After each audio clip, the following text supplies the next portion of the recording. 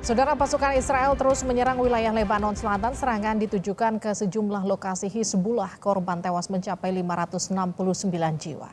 Serangan udara dilakukan Israel ke wilayah Lebanon Selasa malam. Militer Israel menargetkan sejumlah lokasi Hizbullah, termasuk fasilitas penyimpanan senjata yang memicu ledakan.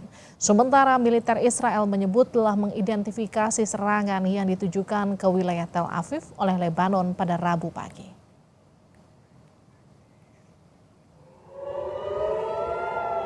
Militer Israel mencegat rudal yang diluncurkan Lebanon ke Israel Tengah pada Rabu pagi. Ini merupakan salah satu rudal yang menembus Israel dari Lebanon. Meskipun wilayah tersebut sering diserang oleh rudal yang diluncurkan dari Gaza pada awal perang, ketegangan antara Israel dan kelompok militan Lebanon Hizbullah terus meningkat selama 11 bulan terakhir. Kekhawatiran warga Lebanon terus meningkat. Jumlah korban tewas akibat serangan Israel di Lebanon naik signifikan. Tercatat hingga saat ini korban jiwa mencapai 569 jiwa. Sementara korban luka 1.835 jiwa.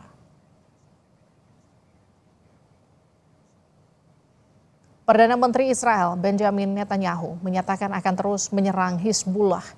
Militer Israel akan melakukan apapun untuk mendorong Hizbullah menjauh dari perbatasan Lebanon Israel. להכות בחיזבאללה. ואני אומר לעם בלבנון, המלחמה שלנו לא איתכם, המלחמה שלנו עם חיזבאללה. נסראללה מוביל אתכם לסף התהום. אמרתי לכם אתמול להתפנות מהבתים שבהם הוא שם לכם טיל בסלון ורקטה בגראז'. מי שיש לו טיל בסלון ורקטה בגראז' לא יהיה לו בית. Eskalasi serangan Israel ke Lebanon meningkat dan menyebabkan 569 jiwa tewas. Bagaimana perang ini bergulir dan nasib WNI yang masih ada di Lebanon. Kita akan berbincang dengan Yosi Aprizal, Ketua Ad Interim KBRI Beirut. Selamat malam Pak Yosi. Selamat malam. Selamat malam.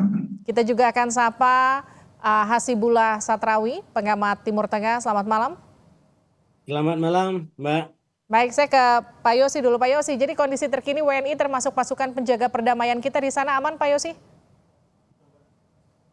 Alhamdulillah aman semua, Mbak. Baik, ada berapa WNI kita di sana dan bagaimana upaya evakuasi WNI untuk sejauh ini, Pak Yosi? Baik, pertama-tama mungkin kita sampaikan dulu bahwa pemerintah kita sudah sigap dalam menyikapi perkembangan karena tidak ada indikasi perbaikan kondisi. Kita sejak 4 Agustus sudah tetapkan siaga 1 dan kita sudah mulai berangsur melaksanakan evakuasi bagi warga. Itu sudah 3 gelombang. Total sampai saat ini sudah 25 orang warga negara Indonesia kita pulangkan ke tanah air. Nah, saat ini kami sedang mempersiapkan evakuasi berikutnya. Nah, di luar dari itu, saat ini kami mencatat masih ada 155 orang warga negara Indonesia yang berada di Lebanon. Ini sedang tentu kita akan terus pantau terus keberadaan mereka untuk memastikan kondisi mereka dalam baik-baik saja kondisi mereka. Baik, Pak Yosi, 155 ini sudah melapor ke KBRI di mana lokasi mereka, apakah kemudian berdekatan atau berpotensi berada di dekat lokasi serangan? Baik, mungkin kalau kita ingat kejadian beberapa hari lalu, intensifnya serangan dari Israel sampai terjadi pengungsian dari Lebanon Selatan, itu kita ada beberapa warga kita di Lebanon Selatan, 3 orang berhasil kita tarik ke Beirut, sekarang sudah kita amankan di shelter, masih ada tersisa 7 orang. 2 orang itu bekerja di Badan PBB, kondisi mereka aman, ada satu di Unifil, ada satu di UNHCR, maaf.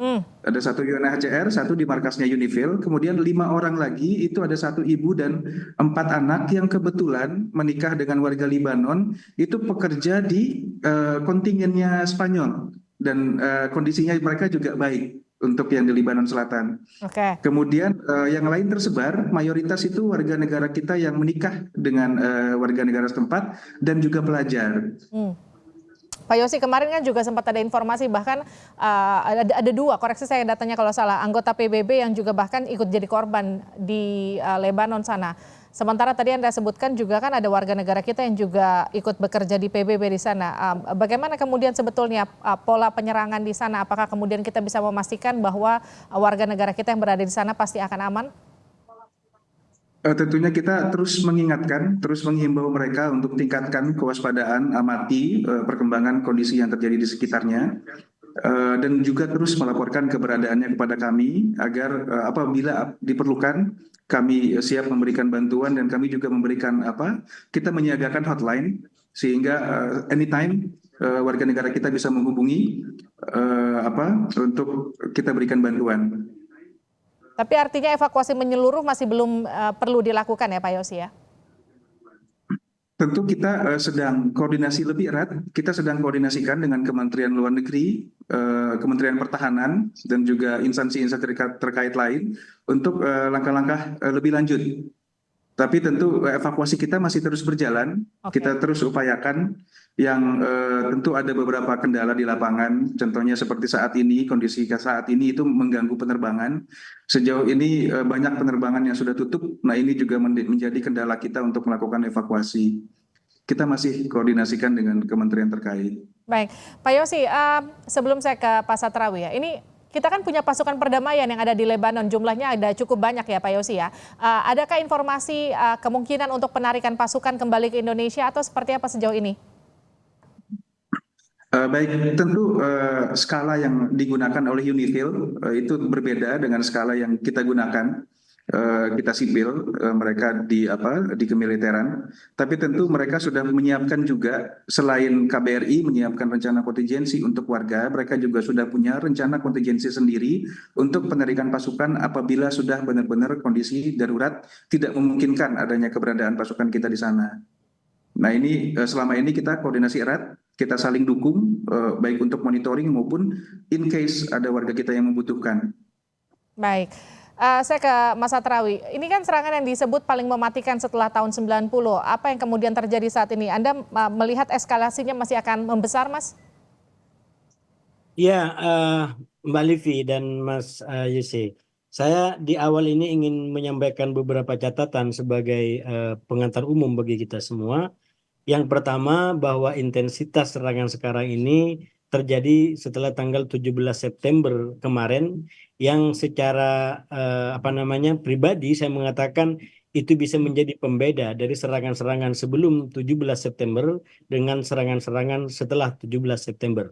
Saya ingin mengatakan kalau 7 Oktober 2023 itu menjadi awal dari perang Israel dengan Hamas, bisa jadi 17 September 2024 ini bisa menjadi awal dari perang yang lebih besar di antara Hizbullah dengan Israel. Dan oleh karena itu kita sebagai orang Indonesia mestinya bisa memahami minimal dalam 3 poin penting menurut saya, Mbak Livi. Yang pertama, kondisi Hizbullah ataupun Lebanon sendiri sebenarnya tidak terkait langsung dengan Hamas ataupun dengan Palestina atau bahkan dengan Israel. Jadi ini konteksnya berbeda sekali. Walaupun memang alasannya adalah sama, alasan solidaritas dan alasan karena politik penjajahan Israel. Jadi Hizbullah melakukan campur tangan dan melibatkan diri dalam serang menyerang dengan Israel semenjak krisis 7 Oktober 2023 sebagai bentuk solidaritas. Atau kalau dalam strategi mereka disebut sebagai strategi wahdatus sahah, bahwa perang yang dihadapi, musuh yang dihadapi adalah sama. Karena itu serangan terhadap Hamas itu dianggap juga serangan kepada Hizbullah. Dan begitu juga dengan kelompok-kelompok lain. Tapi secara hukum dan politik tetap berbeda di antara serangan Israel dengan Hamas dan serangan atau perang di antara Israel dengan Hizbullah. Karena tadi Hizbullah dan Lebanon secara umum tidak ada konflik secara terbarukan dengan Israel, kecuali memang setelah terjadi serangan 7 Oktober sebagai bentuk solidaritas tadi. Dan yang kedua, Mbak Livi, yang ingin saya katakan adalah Lebanon merupakan sebuah negara kecil yang mempunyai trauma konflik yang sangat-sangat mendalam. Ya, Lebanon pernah mengalami perang yang disebut sebagai perang saudara Walaupun secara akademis banyak ahli mengkritik itu karena terlalu banyak faktor dan kelompok yang berbeda-beda di situ yang terjadi semenjak pertengahan 70-an sampai 90. Dan sekali lagi bagi bangsa Libanon, bagi warga Libanon atau bagi bangsa masyarakat Arab secara umum, perang itu perang yang sangat memilukan.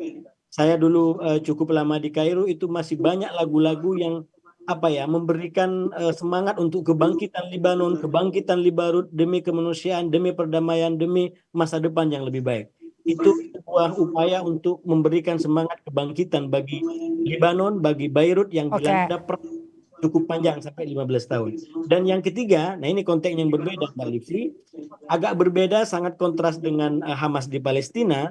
Friksi-friksi dan kelompok-kelompok politik di Libanon itu tidak sama seperti di Palestina. Walaupun mungkin memang di Palestina ada, katakanlah ada Fatah dan Hamas, tapi ketika Hamas diserang, minimalnya Fatah tidak sampai keluar menentang Hamas. Tapi saya lihat di Libanon bisa jadi pemandangan berbeda karena tajamnya dan banyaknya kelompok-kelompok politik. Dan itulah yang kemudian menjadi faktor dalam perang panjang disebut perang saudara yang terjadi beberapa tahun yang lalu. Nah, oleh karena itu kalau mengacu kepada latar belakang kelompok politik yang ada di Libanon, maka sangat mungkin adanya pendapat-pendapat yang berbeda dari politisi, dari tokoh-tokoh Libanon terkait dengan apa yang dilakukan oleh Hizbullah.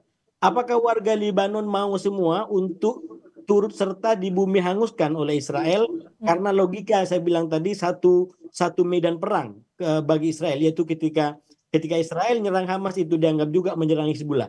Apakah akan diikutin semua oleh warga Libanon? Misalkan ini salah satu pertanyaan yang saya yakin warga Libanon juga punya pendapat yang berbeda-beda.